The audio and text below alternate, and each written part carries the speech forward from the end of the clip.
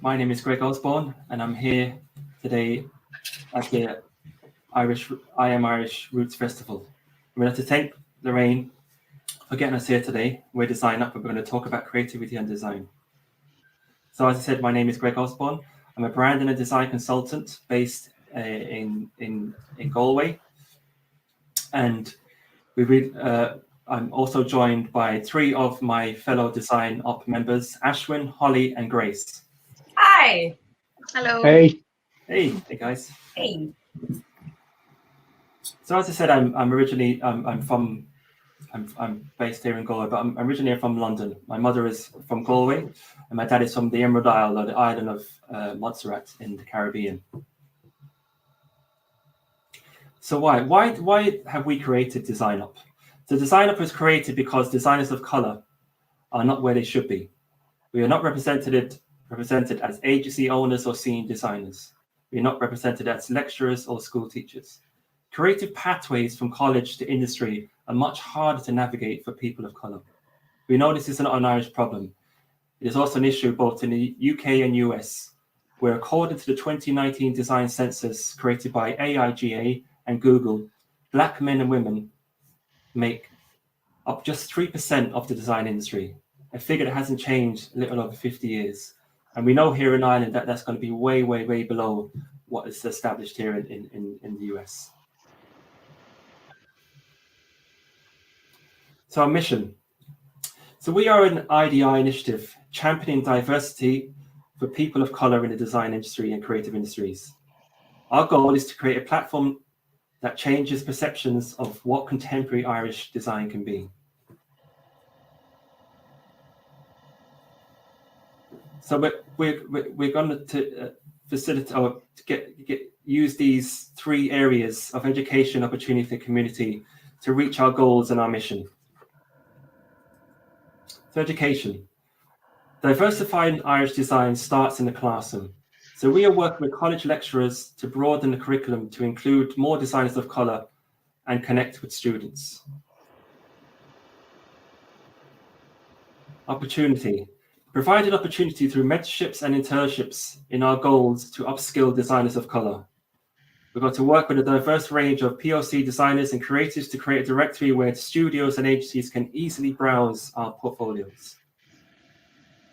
And lastly, community. So we're going to create a community and network of creators of color. Talks, workshops, and portfolio reviews will provide tangible, real-life experiences where we can strengthen our community and make long-lasting change. So today, this is our agenda for today. We've had our introduction, and we're going to look at what creativity is, what is design, and how design manifests in our lives, and why becoming a designer is a good career for our children. Thanks for sharing all that, Greg. I would love to hear, what is creativity to you specifically? What does it mean? Thanks for asking that, Ashwin. And it's a very broad subject, and if you ask 10 designers, you'll get 12 answers. So I'm going to use a definition that I like to use, which was given by an academic, or a guy, Ken Robinson, who worked a lot with promoting creativity within schools, both in the UK and in America. So he defines creativity as a process of having original ideas that have value, okay? And that's a very simple, and I've just highlighted there, a very simple definition. But creativity is a key part of what we need to create and design things. So thanks for defining creativity for us. Now, what does design look like for you? Well, what is your definition of design? Thanks for asking, Ashwin. And yeah, this is, again, another area where you get multiple answers and different definitions of what design is. So for me, and the way I define design is two things. It's a process and an outcome. So both of them are user-centered and user and customer-centered. So it's two things, a process and an outcome, okay? That's really interesting. So it's like a problem and a solution, and design is that solution. So what do you think are the implications of design? Where can we find design? Well, Ashwin, design is it's everywhere. You know, we're using it here today. We're all using it here for our laptops, and we're using it through multiple things. So we're just going to look at some areas of where design is. So as I said, it's everywhere. Everything that we use. So you talk to your friends with design, and this can be through a mobile phone, as you can see the lady in the picture here. And at your local McDonald's, the service experience has been designed. So this whole experience of the person walking into McDonald's restaurant, ordering their food, picking up their food and walking out, all that has been designed from end to end. So in your local supermarket, all the packaging you see has been designed, making it easy for you to choose. So when you walk into your supermarkets, your Dons, your Super Values, you pick your groceries based on design. So you book your holidays with design. Now, whether you're booking through Aer Lingus or Ryanair, all that experience has been designed. Wow, design really is in everything we do. I would love to hear, what is the sort of process that goes into designing a product or solution for these things that we use in our everyday life? Okay, Ashwin, yeah. This is, again, another area where you get multiple processes. People use different processes depending on their agency, depending on the designer. So today we're going to look at a 4-stage process called the 4Ds. So this is the process created by the UK Design Council. Now, the UK Design Council has been around since the end of the Second World War. So that's a long, long time. And they know their stuff when it comes to design process, and they know their stuff when it comes to design. So I use these as my go-to for any information on design and any processes that I use within my business. So the process is discover, define, develop, and deliver. And we're just going to go through these 4 processes, very simple, very easy, using a web design project. So how is the website that you booked your holidays on designed? Okay, so when you go to book your flights, you go into a site that's been designed. So we're just going to look at a process of designing that. So in the discovery phase, the designer will talk to the users. So the designer will sit amongst the users and talk and get a feedback of how people use websites and whether they're using it on their phone or their tablet. And this is the discovery phase, or the research phase, people may call it. So we're gathering all the information in this phase. So in the define phase, where the designer, she will go away and put all the research together. So the designer will go away and gather all that research together and create a kind of a design brief where they will use that to design and guide the project. She will then create some drawings and sketches of the website and how the users may navigate the site. So again, the designer is looking at how the user may navigate the site, how they'll go from one page to another. She will then go back to the users and talk to them about the sketches and drawings done. So the user may, the designer will talk to the users and see what they think of the sketches done and see what avenues they can take going forward. The designer will then create an interactive digital version of the sketches. The designer again will then go back to the users and get them to use this digital version of the site. This will, at this stage, still be very raw, very unfinished, but it will be usable enough for the user to use.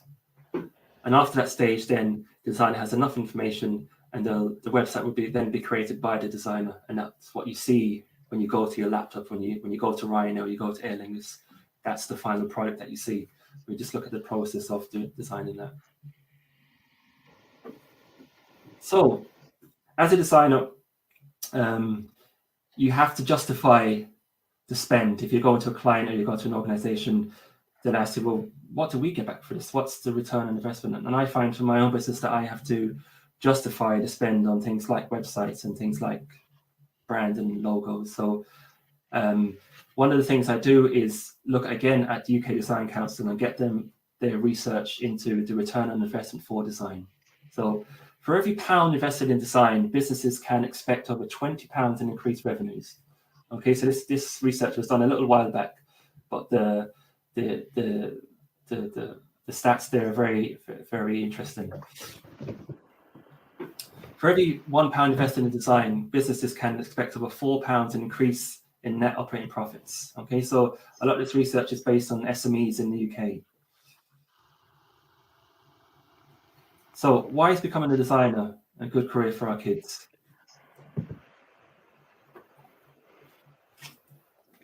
So our world is changing at a rapid pace. Many of the jobs that we have around today won't be around when our kids leave college. Okay, here we see a picture of a lady here many years ago, probably around the end of the 18th century, early 19th century, and these people were called knocker-uppers. Okay, so their job was to basically get people up in the morning. Now they would either use a long stick to tap the window, or they would use a pea shooter, what she's using here, and say they would be up in the morning around, depending on when the person wants to get up, they would be up and they would wake them up. And this is before the invention of alarm clocks. Now, alarm clocks were around, but they were very expensive and weren't available to the masses as they are today. So this is an example of a job that used to be here, but it was gone because of innovation, because of things like alarm clocks. So our kids need creativity to be able to adapt to the changing world. And as we know from today, with COVID, the world is changing at a rapid pace, on a weekly and even a daily basis. So what do the experts say? What should we be thinking about for our kids? So Andrea Schindler, head of the Organisation of Economic Cooperation and Development, recently stated in the Irish Times that students get taught one curriculum. It's quite heavily focused on the reproduction of subject matter content and not that much focus on getting students to think out of the box and the link across boundaries of subjects, matters, disciplines. So if you look at creativity again, that's really all about thinking about outside the box, getting our kids to think about problem solving and getting them to think about themselves and who their users are, who are the people that they're trying to create solve this problem for. So another person that I read a lot of his books is Daniel Pink, and he's the author of A Whole New Mind. Okay, so this is kind of the left brain and right brain, where the left brain is more analytical, more, I suppose, linear focus, where the right brain is more creative, more empathetic, and more out of the box thinking. So the future belongs to a different kind of person with a different kind of mind. Artists, innovators, storytellers, creatives, and holistic right brain thinkers whose abilities mark the fault line between who gets ahead and who doesn't. Okay, so that again, teaching our kids to think about creativity and getting them to think about how they're going to design this product or service and how to use creativity to do that. So what are the areas of design can our kids expect to work in? Okay, so there's multiple areas of design. We've listed some here today. So graphic design, I was originally trained as a graphic designer in college in Ireland and in the UK.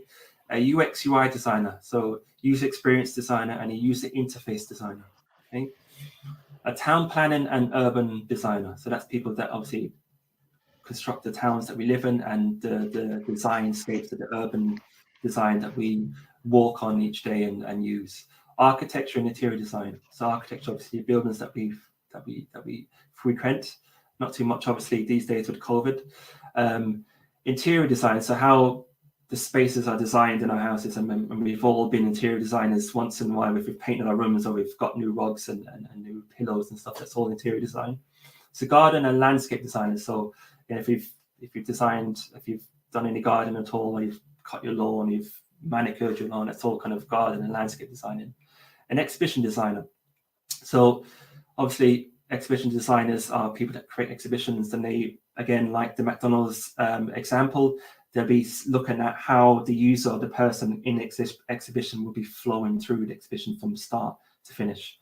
Packaging designers, we've seen an example of that in the supermarket, where the designer will be designing the packaging, making it attractive to the user. A web designer, that was the one that we dived into deep, the design process. That was a web designer who designs the booking site of the Aer Lingus site or the Ryanair site. The service designer is he or she would design services, whether it's the McDonald's services or whether it's using a train or a plane, all that kind of service, and all can be designed. Industrial designers are designers that will design cars and bikes and things like that, and textiles and fashion designers, and that kind of really kind of know what textiles are, and fashion designers are obviously people that design dresses and things like that. So all of these things you can make with a creative career, and much more. So here we're going to look at some of the fantastic work from the people that are in, the designers that are in our design directory at Design Up. So we have some fantastic photography here, and illustrations, some packaging, and a lovely photograph of a child there. And here we have some more work from our designers and illustrators. We have some illustration work here, and the phone we have some app work and some product design work up in the top right. And we also have some branding work there with the guiding for nonprofits work there. We have some lovely urban photography there of the guy in the underground car park, it seems to look like, and some fantastic work. So now we're going to hear from our 3 members of Design Up: Grace, Ashwin, and Holly. So Grace, who are you and what do you do?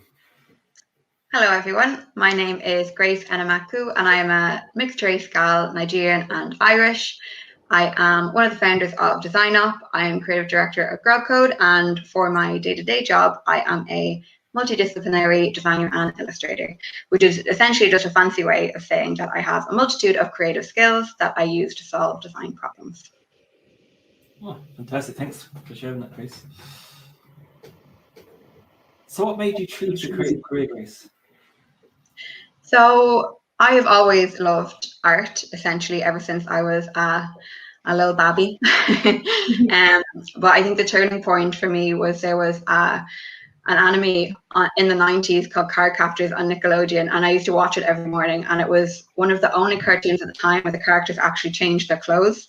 So like every episode they'd have different outfits, and they'd have battle outfits, and I used to like draw them all religiously as a child, and I think that really cemented my love for fashion and art, and I carried that with me through primary school and secondary school. And then when it came to decide whether I wanted to do fashion design or art for college, I was kind of like torn, very much so, and in the end I went for graphic design because I felt like it was the most stable and reliable of the art careers. And I kind of went into it not 100% sure what I was in for, and it turned out I loved it. I like went in my first class and I was like, oh my god, what is typography? What are all these fonts? I don't know what I'm doing. But I grew to love it then, and now I've been very lucky. I've managed to find a way to finagle that I can use my design and illustration skills to apply my designs onto clothing, and I have my own clothing line called Kitsch now. So I managed to get the best of both worlds in the end, and I think that's what's so great about design. You can kind of pivot your career. It's very flexible, so you can, once you figure out how to think creatively, you can kind of apply that to solve all kinds of creative problems. It's great. Absolutely. Great, thanks for sharing that, Grace. Yeah, and I can attest to that. I'm traditionally trained as a graphic designer. I studied it in 97, 98, and I didn't go back to college until 2007, studying graphic design. And yeah, and I would second that being a creative, you can pivot in so many different areas, but it's UX, UI, or illustration, or being a typographer. But it's fantastic to have that kind of range of skills to be able to dip in and out of. So we're going to talk to Ashwin. So Ashwin, who are you and what do you do? Hey everyone, my name is Ashwin Chaco. I'm a seriously playful connector, and I use positive stories to bring people together using the medium of illustration and design. Great, that's great. Fantastic, Ashwin. Thanks for sharing. And we're going to ask the same question to Holly. So Holly, who are you and what do you do? Hi, Greg. My name is Holly Pereira, and I am an illustrator and muralist from County Wicklow. Fantastic. Very nice. Ashwin, what made you choose a creative career? Remember, I've always drawn. My mother retells me asking her at the age of 5 or 6 if I could make drawing a living. Of course, at the time, she just smiled and said, "We'll see." Because growing up in India, I didn't know illustration could be a career path. I didn't, at the time, graphic design was a very new field. It actually was under the bigger banner of visual communications. So I ended up studying visual communications and then moved into animation and ended up working as a graphic designer in an ad agency. But this deeper urge of mine to become a storyteller and an illustrator has continued to propel me forward until in the last 2 years, once I moved to Ireland, I've turned illustration into a full-time career. Thanks for sharing that, Ashwin. And it's a little similar to Grace's journey, where she's studying one thing and kind of moved into another area, and it just shows how flexible being a creative can be. Where you can start one area of graphic design, you can move to illustration, or you can go into different areas of creativity. But it's fantastic to hear those stories. And Holly, the same question to you: what made you choose a creative career? Well, that's really interesting, Greg, because my story is pretty similar to Grace and Ashwin in that I always loved drawing as well. I love drawing playgrounds and designing sandwiches, which is a really good skill to have, actually, it turns out. So I went to art college to study sculpture in NCAD. And when I left, I used to make these video and performance art that nobody really wanted to look at. But that was fine. That was what I was doing. I was being true to my artistic self. And then when I left college, it was 2004, and I didn't have access to video making equipment to make the bad video art that I loved to make. So I started to paint instead, because I could always draw and I could always paint. And I was like, okay, I'll paint. So I painted and exhibited for about 7 years. And then I got tired of being broke and waitressing because I was getting older and my back hurt. So I decided to retrain in animation. And then I did that for 2 years in Ballyfermot College, and that was a really good experience. And then when I left animation college, I couldn't get a job in a studio because I didn't have a show reel, because actually I wasn't that good an animator. So I couldn't get a job. And then I was like, well, I'll become an illustrator. I just started calling myself an illustrator. And I set up a business, and that was about nearly 10 years ago. So yeah, it's been going well. So I've had a really circuitous route to get to doing what I do, but I feel like I've tried everything, and then whatever sticks and I can make a living out of, I go for that. So. Wow, fantastic. Beautiful, great word. Yeah. Fantastic. Yeah, sculpture and animation, illustration. Yeah, that's. But I think all of those things, those tools that you learn and those skills that you learn, kind of come back out in your career. You'll use them again. Absolutely. I always say that anything that you learn along your route is always valuable to you. We don't see it at the time, but when you look back and say, oh, that was a valuable skill to learn. It's very useful now. So, Grace, how has your culture or your mutual ethnicity influence your creative work? Yeah, so I feel like my ethnicity, which is Nigerian and Irish, has influenced my work a whole lot, actually. I think there's a passion for color, and in the textiles especially, there's geometric patterns in Nigeria. And if you just pop over to the next slide, I'll talk a little bit more about some of my pieces, because you can really see those things go throughout my work. So this is a piece I did for Dublin Vinyl. It was a compilation vinyl for Black Irish musicians. And I feel like my biracial identity really helped me capture the duality of that experience, being both Black and Irish at the same time. So I've kind of created like a little pyramid and structure. So on the left-hand side, you have, the little elements of Irish culture, like the claddering and the lovely pint that we all enjoy. And on the right-hand side, we have influences from Black culture, so projected hairstyles, a little bit of solidarity and revolution. And then in the center in the pyramid, you have what kind of brings those two things together for these musicians, which is, of course, a love of music. And I feel like, obviously, my being biracial kind of helped me a lot with this concept. And if you go to the next slide, you can see my favorite part of this is that I actually got to physically touch it. So a lot of my work is digital, social, or branding. It's a little bit conceptual or online, whereas this was great. I actually got a physical product that I could play in my record player, and they let me make the actual vinyl material bright blue, which was fantastic. Cool. And on the next slide, I have a couple more pieces. So I love to draw people, and I especially love to feature Black women as the subject of my work. I think that I definitely inherited my Igbo father's outrageously extra fashion sense, and that really comes through in a lot of the characters that I draw. There's always like at least one black guy with like giant nails and bright colored hair. So for these two pieces, the one on the right is a piece I did for Music Memory and the Night, and that was the concept for this was to illustrate the experience one of the DJs had, DJ Safari. It was her first night DJing, and she basically described to me how exciting and like magical the night was, and how she could like feel everybody's vibes and their dancing. So I want to try and capture all of that in one piece. And then the left-hand side is a piece for Dublin Inquirer. And for this one, I wanted to capture, it was in, I think it was July last year. So it was, you know, in the big push for the Black Lives Matter movement, the resurgence of it. And I really wanted to capture how Black women had really kind of pushed the movement forward, and just kind of like the solidarity, but also a little bit of hope in the background with like a blue sky that maybe, you know, in the future things will be better. And I think that that movement did change. It was the catalyst for a great many things, including design up. So that piece was very, very close to my heart as well.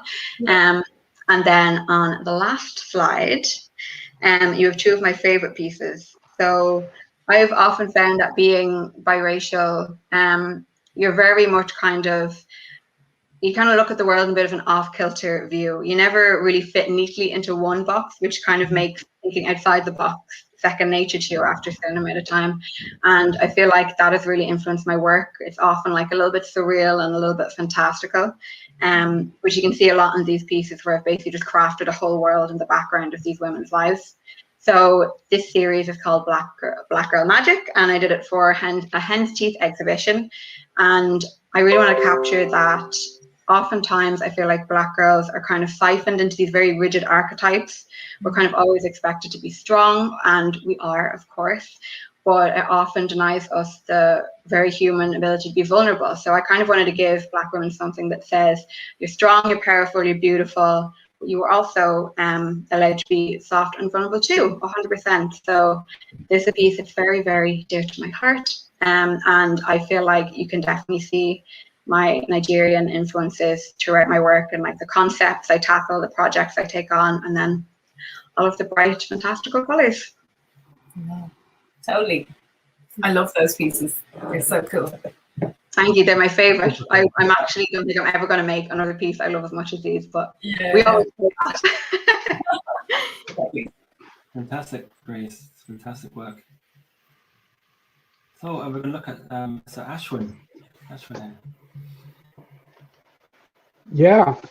So for me, how has culture affected my work? I thought I'd share a little my background story to help walk through this point. So I grew up in the foothills of the Himalayas in an international boarding school called Woodstock. It was, next slide, it was a melting pot of cultures and had up to 50 different nationalities in my class. Can you flip the slide? Yeah, so 50 different nationalities. Can you go to the next slide, please? And just like any international school, it was a bit like a Hollywood movie set where it was filled with cliques. You know, there was the cool kids, there was the nerds, the gamers, and the jazz club. And of course, I wanted to fit in with the cool kids, right? And growing up in the 90s, we were all into hip hop, rap. That was the era. So coming from a small town, I wasn't really exposed to this music, and I didn't really have an appreciation for the culture. But at the behest of the cool kids, and because of my darker complexion, I took to stealing my dad's t-shirts and wearing a bandana like Tupac. Next slide, please.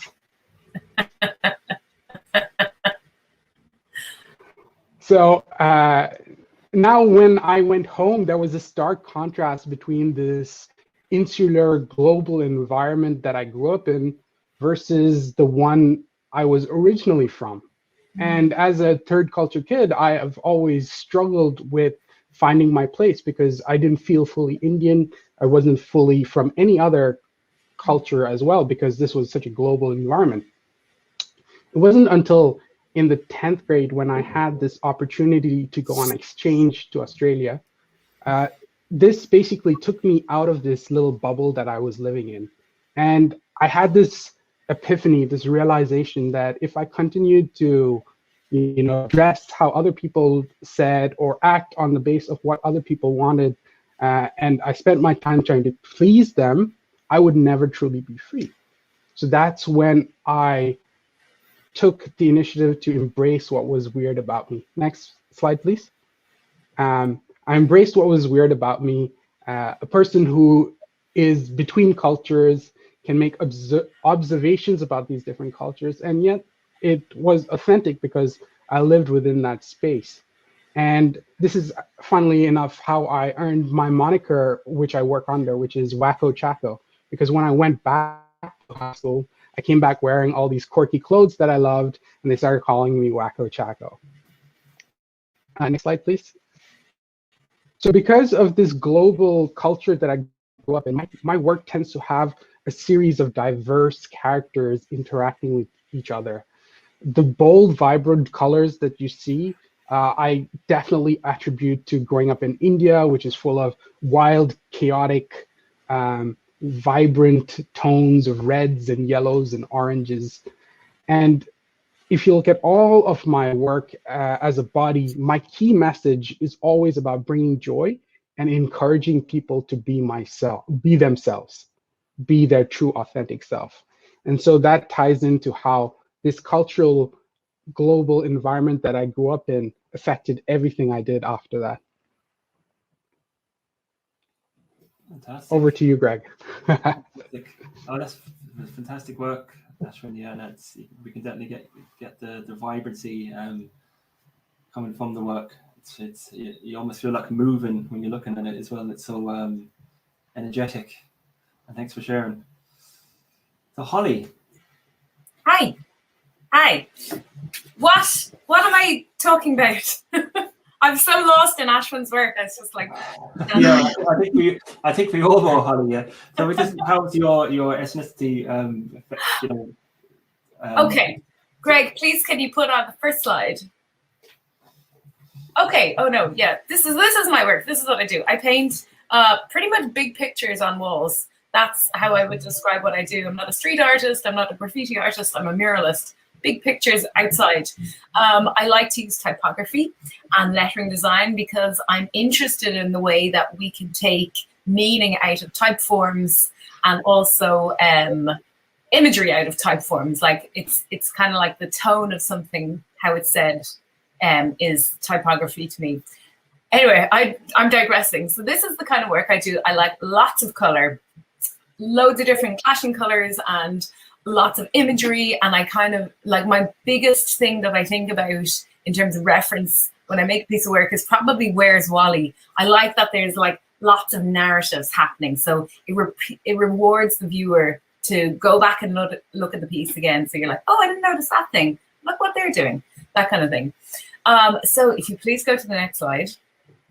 I am half Singaporean. My dad came to Ireland in the 70s, I think. So a lot of my family still live in Singapore, and I try to go there every 2 years or so because like my grandmother lives there, my aunts and uncles and cousins. And Singapore is a very mixed culture. There is Chinese, there's Malaysians, there's Indian, and there's Eurasians or expats like white Caucasian people. So there's a lot of different ethnicities. Like all the government issue like signage and stuff is in 4 languages. They're very used to being around people of different ethnicities. So I think kind of like it opened my eyes. I lived there for a little while about 12 years ago, and it opened my eyes to how races can work together, or how we can support not a homogenous ethnic mix. So Peranakan culture is, imagine 500 years ago, there's Chinese settlers, they're in their boats, they're going, where are we going to live next? They get to Malaysia and Singapore and they land there, and that is Peranakan culture. So my grandmother is Peranakan, and it's very proud and strong culture, defined by like candy colors, like we'd see here, like teals and pinks and yellows and oranges. There's a certain type of dress called a kabaya, which is a traditional type of dress. There's Nanya is another word for Peranakan. Nanya food is very delicious and nice. So I think these colors kind of stayed with me. So if you go to the next slide, oh yeah, color and animals. So a lot of animals are featured in Peranakan culture in the designs, and I like drawing animals. I like things with big eyes that look at you, especially if they're on a wall and they're outside, because it looks like they're kind of following you around the street. So that's exciting. And if you go to the next slide, please. I like these colors. So to explain, this piece was for a website called Culture Trip a couple of years ago, and the article was about the word la. So in Singapore and Malaysia, because those two countries are quite closely tied, they're separate entities, but they're quite close. You tag la onto the end of a lot of sentences, and it's kind of like an affirmation. It's like, okay la, hey la. Yeah, you get it. I'm not very good at it. So, but it's a type of Singlish. And so this word la, an affirmation, they wanted to make a piece about it, to explain what it is. So this was the piece I chose. So I chose Peranakan motifs and imagery and colors to kind of make that piece. So yeah. So if you go to the last slide, please. I'll stop talking soon, stop rabbiting. I like florals and flowers, painting them. And that is also related to Peranakan imagery. There's a lot of intertwining florals. And actually, I'll tell you why I like florals. The big secret to me is that when I first started using spray paint, I found it so hard to use. It's so bloody difficult. It's like painting with a wheelbarrow. You're just like, it goes everywhere. And the best thing I could do was blobs. So I started making blobs, and they kind of morphed into flowers, and I just called them flowers then. So that's why I paint so many flowers these days. But yeah, so that's kind of how my ethnic mix affects my work. Fantastic, Holly, and yeah, and I love the way you talked about the Where's Wally, and that piece has different. It can be different when you look at it a different day, and I think that's that wonderful thing where the designing of urban scapes, where your type of work can change people's mood and get that interaction with the pieces that are on the wall or that are on the side of shutters or whatever it may be. But we definitely need a lot more of this type of stuff in our urban environments, because some of them, I know if you live in towns like I live in, it can be very drab, very boring. So this definitely puts a smile on people's faces when they experience these walking to school or work. Fantastic, thanks.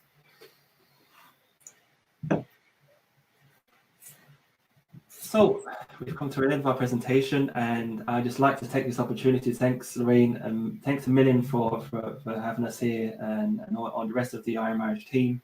We really enjoyed talking about our work and creativity design, and we hope to come back at another time. Thank you. Thank you. Thank you. I will. Thank you for tuning in to Irish Roots. Irish Roots is a completely volunteer-led festival. If you can donate, please do. For more information and to see what else is happening, jump over to our website. It's www.iamirish.org. From all of us at I Am Irish, Gurav Mila Mahagut.